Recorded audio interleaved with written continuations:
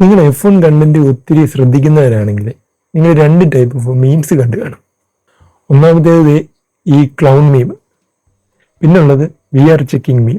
2025 Australian grand പ്രിയിലെ Ferrari ഈ 2 മീമിനും അർഹതപ്പെട്ടവരാണെന്ന് തെളിയിച്ചു. ഡ്രൈവേഴ്സ് എപ്പോഴൊക്കെ നല്ലതായിട്ട് പെർഫോം ചെയ്യുന്നു അപ്പോഴൊക്കെ ഫെറാറി എന്തെങ്കിലും സ്ട്രാറ്റജി മിസ്റ്റേക്ക് കാണിച്ചിട്ട് ഡ്രൈവേഴ്സിൻ്റെ പൊസിഷൻ നഷ്ടപ്പെടും.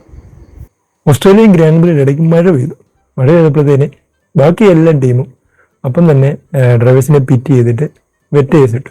പക്ഷേ ഫെറാറി എന്താ ചെയ്തെന്നറിയോ, അവർ ഡ്രൈവേഴ്സിനെ ട്രാക്കിൽ തന്നെ നിർത്തി, മഴ ചോരുമെന്ന് വിചാരിച്ച് ട്രാക്കിൽ തന്നെ നിർത്തി.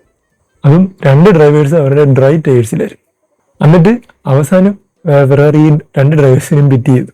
അത് കാരണം P1 ലൂയിസ് ഹാമിൽട്ടൺ P9 ഡ്രോപ്പായി.